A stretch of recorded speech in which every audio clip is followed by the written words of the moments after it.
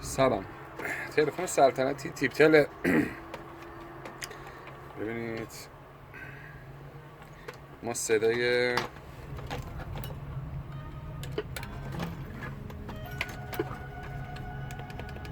شماره‌گیر زمانی که میگیریم کار نمیکنه، ولی توی پالس کار میکنه. این صدای ضربه‌ای داره، این صدای پالسه، یعنی قسمت سویچمون سالمه، قسمت میکروفونم خرابه، صدای دهنیمون هم نمیاد.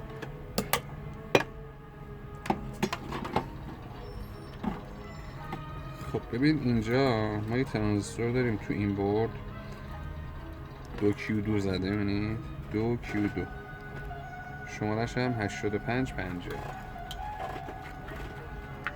چیزی که روال این تلفن.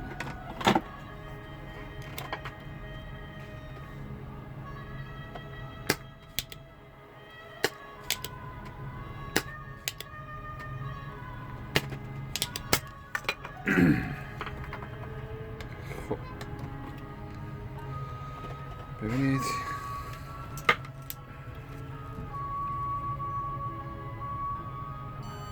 مثلا اتصال 8550.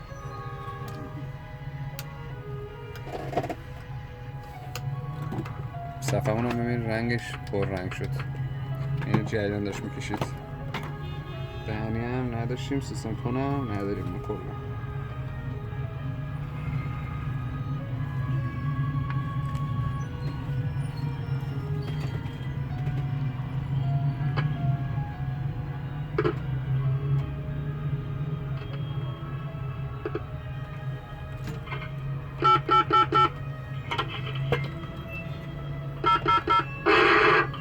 اینم صدای کشیده هم.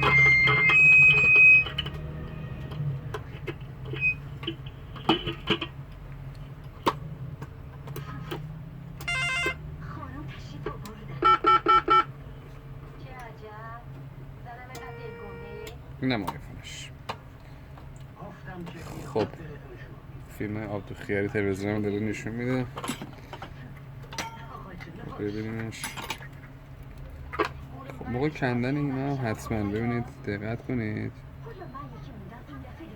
چون اینا دورش نور و لامپ و فلان این چیزاست. این خب جینگلی منگلی هست، مردم دوست دارن، کنده میشه، فردا داستان میشه براش. تو چی از جون من میخواد؟ چرا دست از سر من بر نمیداری؟ تو اون شب چته؟ تو چته؟ من فقط یه کلمه گفتم یه زن بیوه خوب نیست نصف شبی تو کوچه و خیابون پرسه بزنی. مگه هر کسی که بیوه شد حق نداره زندگی کنه؟ باید بمیره. بله. خب اینم جمعش کنم.